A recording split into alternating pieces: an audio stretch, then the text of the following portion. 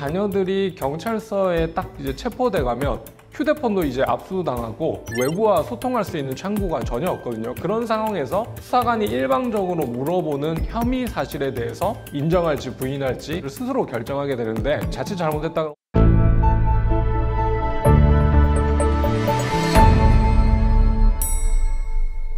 네, 안녕하십니까 여러분. 여러분의 인생을 지켜드리는 인생변호사, 검사 출신 배한진 변호사입니다. 자녀분들이 이제 한국에서 유학 생활을 하고 있는 중국 가족분들이 갑자기 자녀가 한국 경찰에 체포돼서 구속됐다, 이런 얘기를 이제 듣는 경우에 너무 당황스러운데 어떻게 해야 될지 이제 모르시는 경우가 많잖아요. 그래서 오늘은 자녀가 한국에서 체포 구속됐을 때 어떻게 대응해야 되는지 그런 방법들을 좀 알려드리겠습니다. 첫 번째는 가족, 자녀가 어디에 구금되는지 아는 방법이 있냐. 일단은 그 한국의 형사소송법 절차상 사람이 체포되거나 구속되면 본인이나 이제 가족에게 통지를 하게 돼 있어요.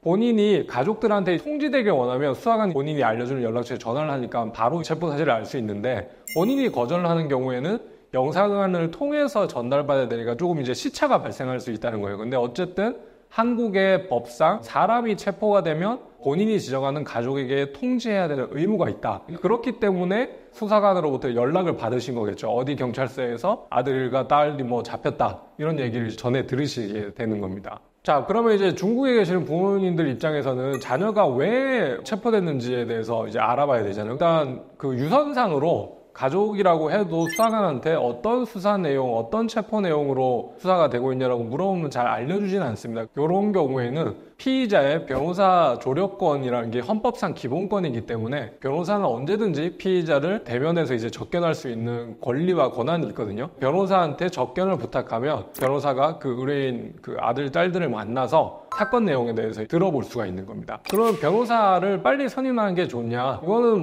사실 당연한 얘기입니다. 왜냐하면 일단 자녀 입장에서 한번 생각을 해보시면, 이 자녀들이 경찰서에 딱 이제 체포돼 가면 휴대폰도 이제 압수당하고 외부와 소통할 수 있는 창구가 전혀 없거든요. 그런 상황에서 수사관이 일방적으로 물어보는 혐의 사실에 대해서 인정할지 부인할지, 부인한다라고 하면 어떤 식으로 부인할지를 스스로 결정하게 되는데, 자칫 잘못했다가 혼자서 타당한 주장이라고 해서 임의로 이렇게 했던 진술들이 나중에 재판에 가면 상당히 이제 불리하게 작용하는 경우가 있기 때문에 첫 조사에서 어떻게 답변할지에 대해서 변호사의 조력을 신속하게 받는 것이 당연히 좋습니다. 이 사람의 어떤 조사 태도에 따라서 경찰이 이제 구속영장을 신청하거나 검사가 구속영장을 청구하지 않고 바로 석방할 수도 있기 때문에 그런 부분에 있어서도 변호사의 조력이 필수라고 할 수 있습니다. 자, 그러면 세 번째, 자녀가 석방되면 언제 석방되고 구속되면 언제까지 이제 수사를 받게 되냐, 이런 부분이 궁금하실 수 있는데, 한국의 형사소송법 절차상